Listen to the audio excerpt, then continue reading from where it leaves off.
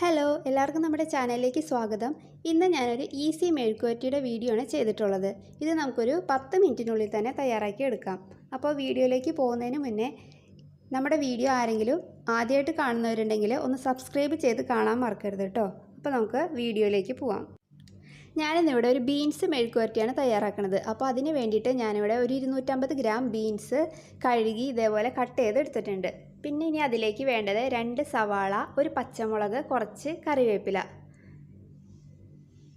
ഇനി നമുക്കതൊന്ന് മെഴുക്കുവരട്ടിയാക്കി എടുക്കാനായിട്ട് നമ്മൾ സ്റ്റവ് ഓണാക്കി പാൻ വെച്ച് കൊടുത്തിട്ടുണ്ട്. പാനൊന്ന് ചൂടായി വരുമ്പോഴത്തേക്കും നമുക്കതിലേക്ക് 2 ടേബിൾ സ്പൂൺ ഓയിൽ ഒഴിച്ചു കൊടുക്കാം. ഞാനിവിടെ സൺഫ്ലവർ ഓയിലാണ് ഉപയോഗിച്ചിട്ടുള്ളത്. നിങ്ങൾക്ക് വേണമെങ്കിൽ വെളിച്ചെണ്ണ ഉപയോഗിക്കാം.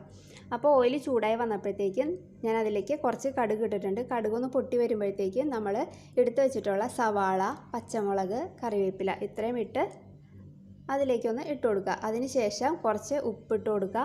അതിന് ശേഷം ഒരു 1/4 ടീസ്പൂണോളം മഞ്ഞൾപ്പൊടിയും കൂടി ചേർത്ത് കൊടുക്കുക. എന്നതിന് ശേഷം നന്നായിട്ടൊന്ന് വഴറ്റിയെടുക്കുക.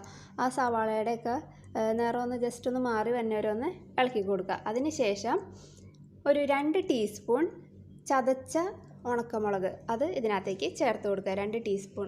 അത് പച്ചമുളകിന് ഒരെണ്ണമുള്ള നമ്മൾ എടുത്തത്, അത് നല്ല എരിവുള്ളതായതുകൊണ്ട് ഇതിലിപ്പോൾ ഞാൻ 2 ടീസ്പൂൺ ഉണക്കമുളക് ചതച്ചതാണ് ചേർക്കുന്നത്. ഇനി അതൊന്ന് സോട്ട് ചെയ്ത് കൊടുക്കുക. അതിൻ്റെ ആ റോസ് സ്മെല്ലൊന്ന് പോയി വരുമ്പോഴത്തേക്ക് നമുക്കതിലേക്ക് നമ്മൾ വാഷ് ചെയ്ത് കട്ട് ചെയ്ത് വെച്ചേക്കണ ബീൻസ് ചേർത്ത് കൊടുക്കുക. ബീൻസ് ചേർത്തതിന് ശേഷം നമുക്കത് ഒരു 2 മിനിറ്റ് ഒന്ന് സോട്ട് ചെയ്ത് കൊടുക്കുക.